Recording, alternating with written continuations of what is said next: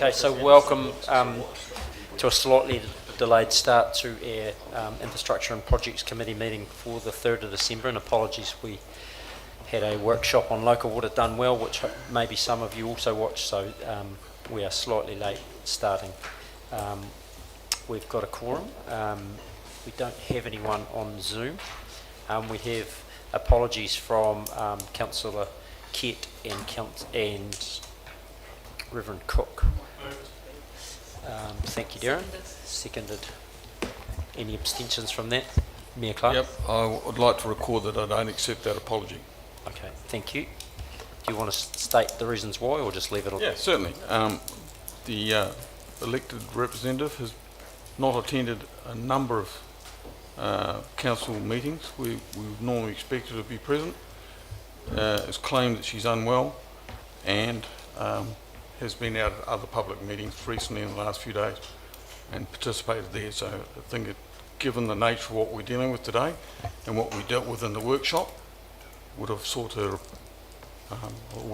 presence was really important, and I haven't mentioned that to the chair of her Renaka. Thank you. Okay, it's noted. Okay, so we've got a mover and a second. All those in favour? Aye. Against? One. Carried. Any declarations of interest with regard to the agenda today? No public forum. So the first item on the agenda is the minutes from the advisory, waste advisory on the 2nd of September. Moved. Thanks, Barry. Move. Councillor Pottinger was I zoomed Yeah. that meeting. Yeah, it's not classified as. Okay. Yeah. All right. So, Councillor Pottinger, you happy to move those? Yeah, I'm happy to move those. Thank you. And Barry, you're second. Okay. Any discussion on those minutes? Okay. All those in favour? Aye. Against? Carried. The minutes of the Infrastructure and Projects Committee meeting held on the 5th of November. Can I have a mover for those? Thank you, Darren. Seconder? Second. Thanks, Leslie. Discussions? Trish? Can you use the mic, please, Trish? Are we following up on the comments from the public forum that was at that meeting? There was a follow-up happening. With respect to the parking? Yes. Yeah, and the presentation from the the visual. call for the taxi. Yeah, the taxi accessible spaces taxi on drive. East Street. Yes, we had a discussion on that. So I think Erin, do you want to talk to that? Around what's happening It's next? one that Doug may or may not want to provide some more comment on, but essentially, as I provided in the meeting, we had always, when we went out to initiate this process, said that it was something that we would run in either late 2024 or late 2025. While there are some stakeholder groups that are obviously very keen for that to get underway, we also need to work with other stakeholder groups, the taxi industry in particular, to make sure that we pick a time that suits them. And as I understand it, Doug, that's scheduled for reasonably early in the new year. Thank you. Okay, so that would be the sort of that council meeting or infrastructure and projects that you'd come back to 21st. Thank you. Okay, no further discussion. We've got a move and a second. All those in favour? Aye. Against? Carried. Okay, now the minutes for the Extraordinary Infrastructure and Projects Committee meeting held on the 12th of November. Barry's mover, seconder. Pania, thank you. Any discussion on that, on those minutes? Okay, there being none, all those in favour? Aye. Against? Carried. Item 7, the temporary road closures for the food market on the 18th. Doug, welcome.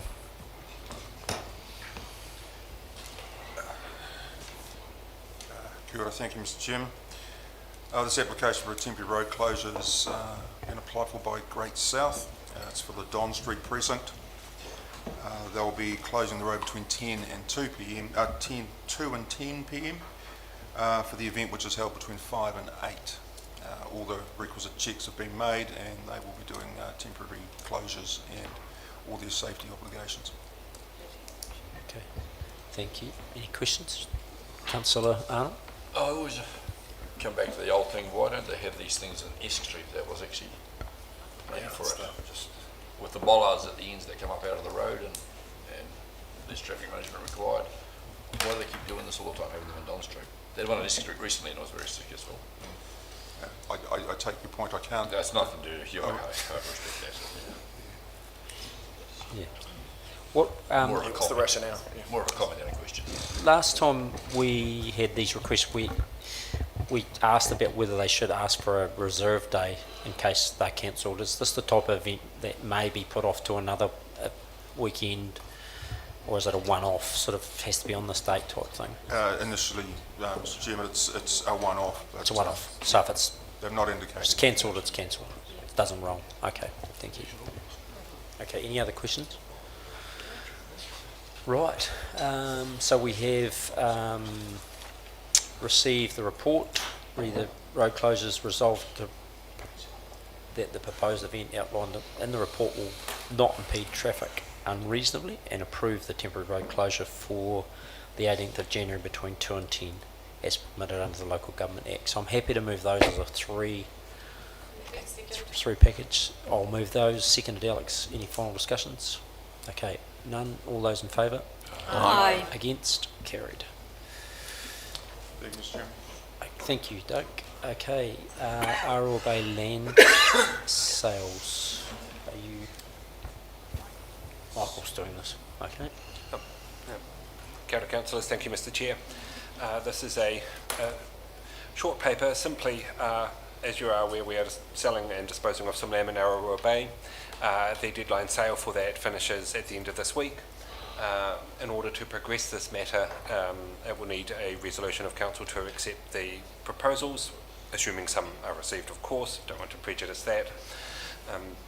But because this matter has been delegated to this committee, it needs this committee to determine it, and the only way that we can progress this efficiently is to ask, in the time we've got for the remainder of the year, to send that decision back up to council for it to consider on the 17th of December, in order to ensure that any such offers are able to be progressed within a timely manner.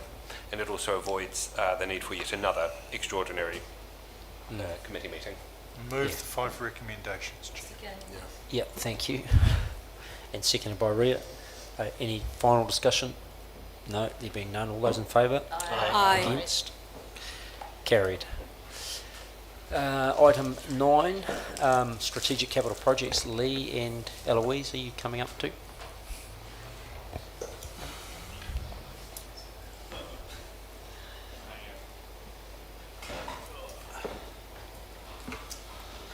So we'll take the paper as read. Lee, are there any sort of points you want to raise with respect to the program? No, what do you call it? All Just the apologies, paper. this report's a little bit behind now. But you're happy to take any questions on the projects and the reports? I'll sort of, could you give us sort of a summary for the committee around the museum project and its readiness, Yeah, sure. please? So there are a couple of things here. One, obviously, the project management office is tracking our program, so our timescales and our deliverables. So we are running into a couple of issues around the experience design, and that's primarily the main reason for turning it red. Is that if these issues continue into the early part of next year, then the delivery timeline of 12/25 would be at risk, and also it could impact the overall opening of the facility. If the experience design is delayed, the experience fit out will then be delayed, and then the opening will be delayed as well. So that's the seriousness, I suppose, of what we're tracking at the moment. In the body of the report, most of the risk tabs are amber, but they can and will snowball into a red situation.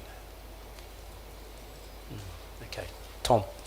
Just to clarify that, in terms of the structural build of the museum, which is how I always think of it in terms of, you know, the commitment that we've made, which is that it would be structurally complete by the end of by December 25. Is that still on track? Yeah, the build aspect is going really, really well. There's a couple of linkages, a couple of dependencies. There is a couple of what we call cultural opportunities that sit within the building fabric that require to be finalised and put forward for consenting, so then can be then built.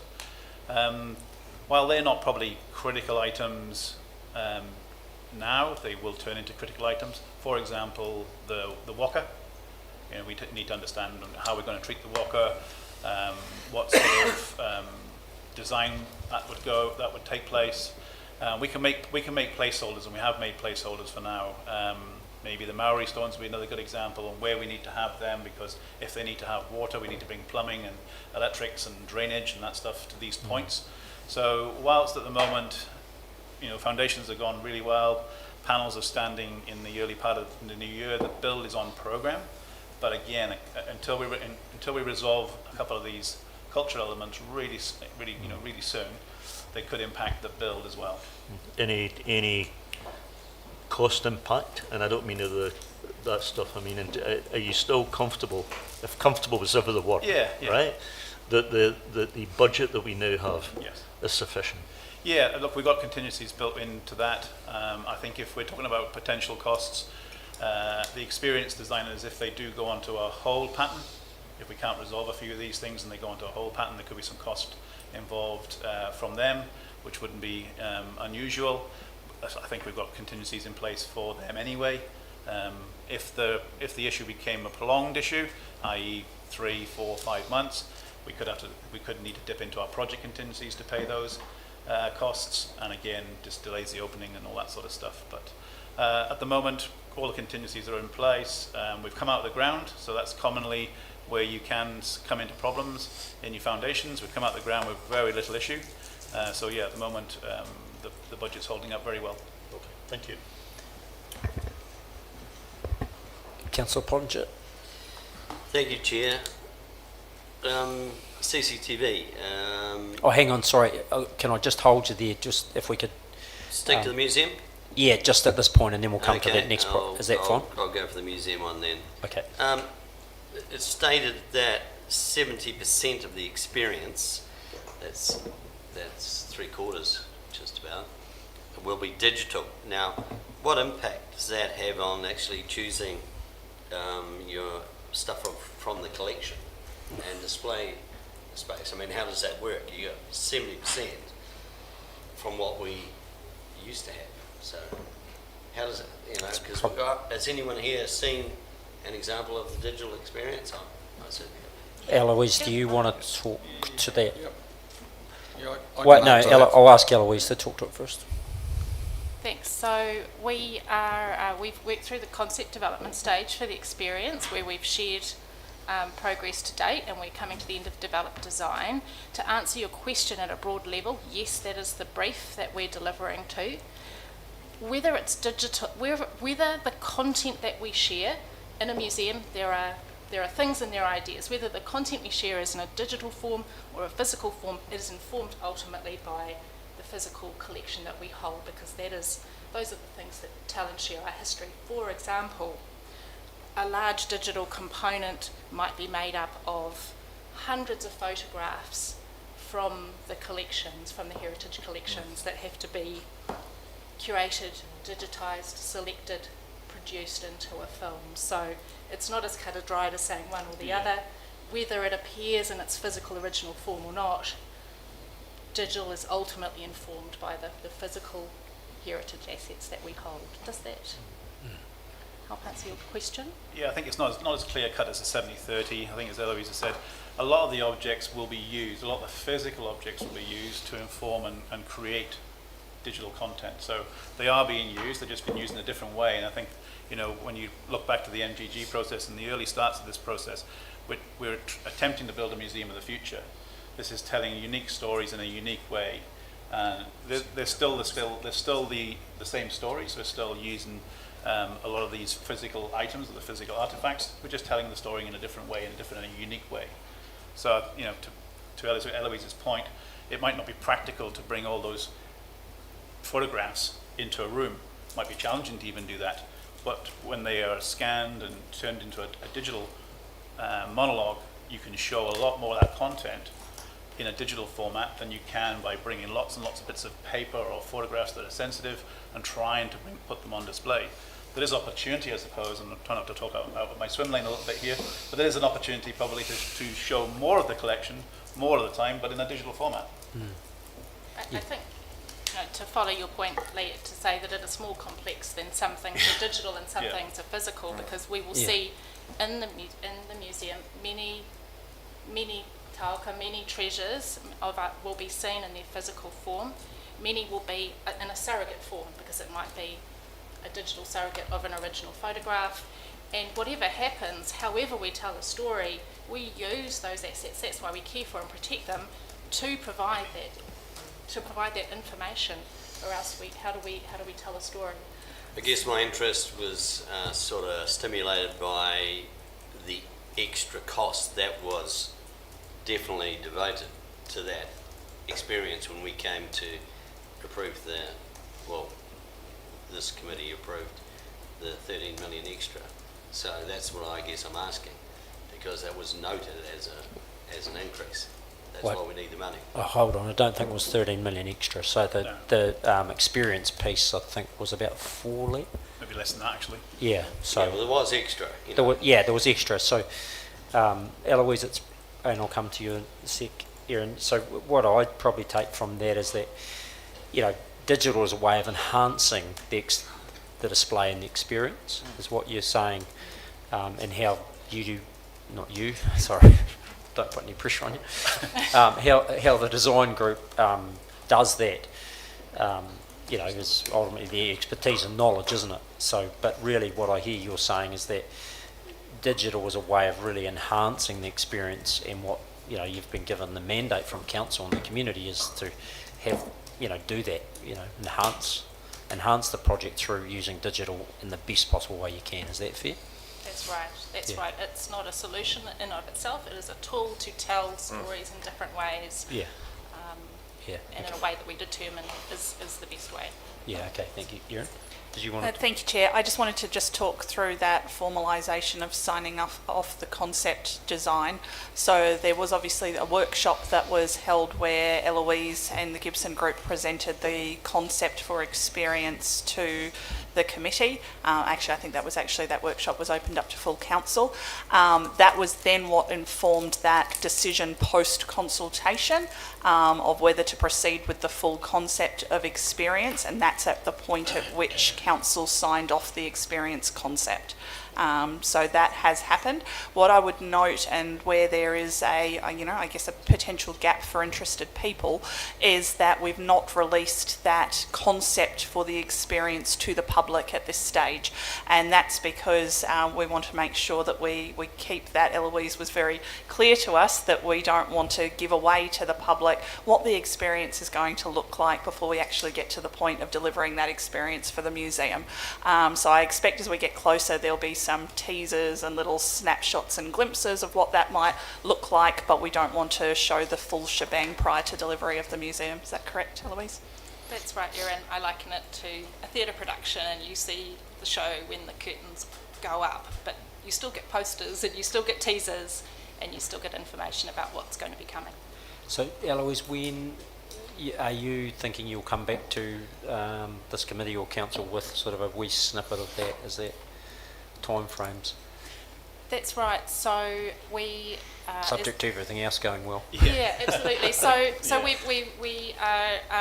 we're coming towards the end of the next stage of that from concept, which is the developed design, Yeah. and that will be the next stage that we bring back to council in the new year at a date to be determined. Yes. And I think that's probably a good segue to why it's red, why it's amber through the dashboard, and why it's red is we are getting to that point, and Eloise and that team, Gibson Group, are getting to the point where things are getting to a point where they're going to have to stop, and we can't bring the next iterative part of the design to you because it won't be finished. We need to get through these these roadblocks to ensure that we can bring to you the design. So that's why it's getting to the point where it's been amber to red. So,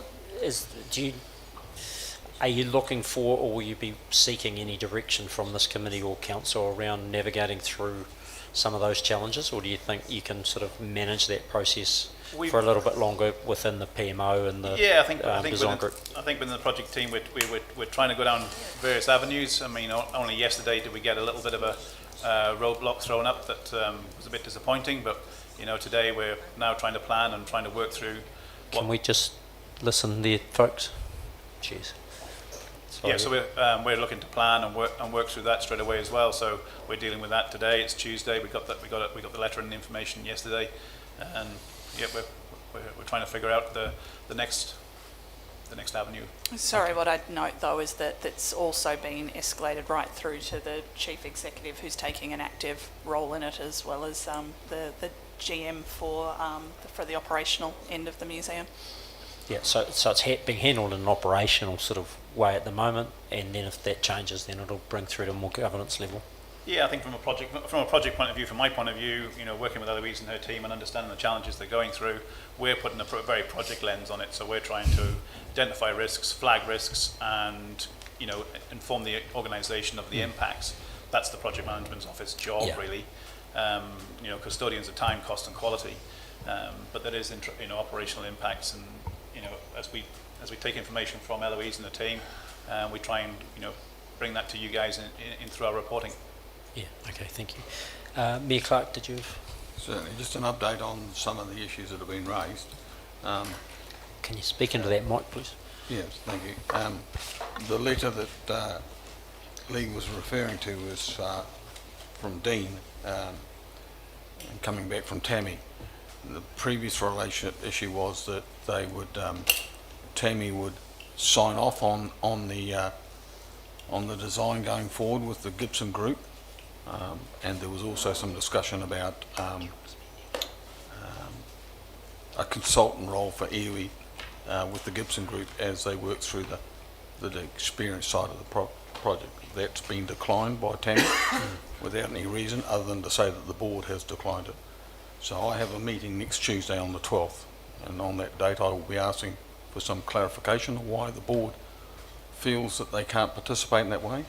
We have some roadblocks, if we're honest, around access to the artefacts that are currently stored in the Tisbury Regional Collection Facility, and so I need to get some clarity from iwi as well around ownership of what's being stored there, as opposed to what's being governed by the trust that's there. So I'll be discussing both those issues.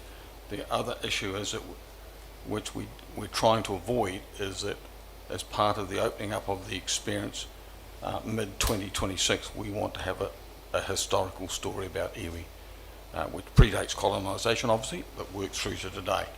We need to get some sign off on that, and we need to get some progress with it, because the alternative is we either extend out the opening date, which I'm not in favour of, or alternatively we open the facility without the iwi story and add it at a later stage, and I don't think anybody would want that. So we've got some current roadblocks.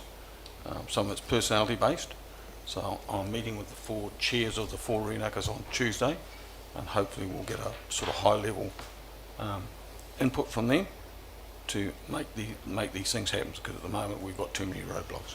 Okay, Michael, I'll come to you, and then I'll come to you, Pania. Thank you, through yourself, Chair. Look, did receive that letter that's been disclosed yesterday, but been very proactive in relation to working with the Rūnaka and with the writer of that letter. What I would say is still have commitment, very strong commitment from all of the Rūnaka in relation to supporting the program and the project. It's about what's best in relation to delivery from their side that they're trying to work through. There is a plan in place, and we're working through that. We are trying to get it finalised hopefully by the end of the week, but we'll see how that goes.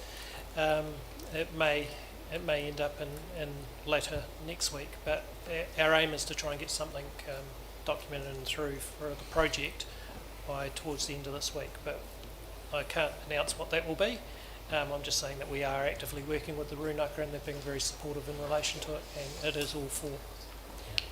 Okay, and just for some context before I come, so we had a meeting nearly a month ago, I suppose, at the Marae, didn't we, with responding to well, you know, just to try and work closely with iwi and Runanga we've seen some pinch points coming, and then they sort of highlighted the issue around resourcing, and so we've been to them with a proposal about how, you know, we would enable them to resource the museum project, and obviously, you know, that doesn't quite work for them, so there'll be another hui around how we can get that resolved. So that's what Tuesday and next week will be about. How we'd summarise it. Through yourself, Chair, I'll try and do it before the Tuesday, but I'll hopefully have it back by the Tuesday. Yeah. Pania. Okay, just to put some context in it as well, because iwi definitely supports this project going forward. So I really struggle when I said that there's issues around our support and commitment.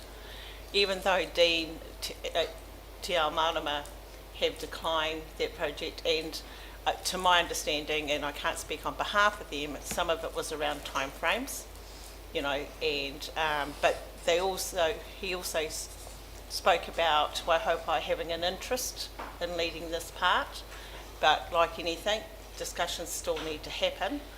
But in regards to narratives, because I see there's two different things here, there's the collection trust, and then there's the narratives. The narratives are definitely in progress, so, you know, they do exist. It's how we sort of pull that together to work alongside you. So when I see things in you know, public in the Southland Tribune in regards to some of the mayor's comments, it's quite disappointing. Thank you. We haven't got anyone else on this, righto. So anything you want to conclude on that piece of the PMO? I think for the museum, I think we're turning a few things red, and we're just flagging that time is running out to resolve them. I think that's probably, you know, the key message I want to try and get across, that time is, you know, it's becoming a real pressure point.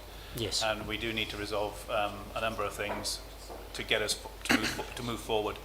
So I think that's the key message here, right? Is with that, you know, 1225, we made a promise to open this museum in 26 to the public, and we need to try and hold to that promise. And the project management office is just putting a big flag up and saying we need to get through this next stage quicker than we have travelled to ensure that we keep that promise. Yeah. Okay. Michael. Through yourself, Chair, I just wanted to highlight, because it has been in the media side of it, is the organisation is working proactively with the trust as per the resolution put forward by Council. So we do have sessions scheduled to work through with the trust in relation to getting clarity going forward, and also the clarity that we've put in place around the forward funding from that, and that we continue as a council to fund the trust.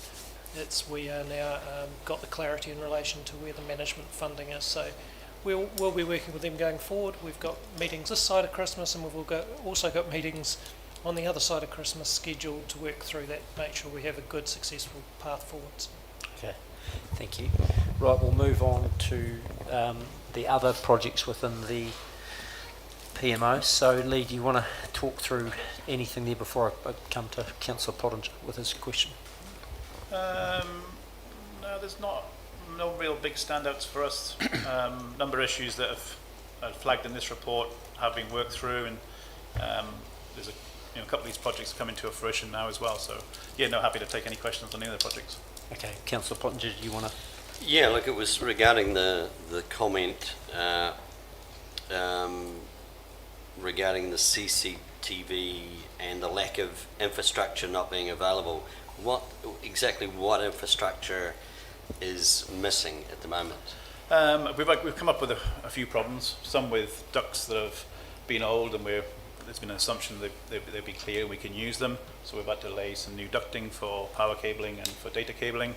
That's predominantly the issues we've come across in the infrastructure space. Okay, so it is power. Okay, so you're not, as far as data goes, you're using a mesh network, aren't you? That's a mix of cable and mesh. Yeah. Right. Okay. So, okay. And was that not scoped first?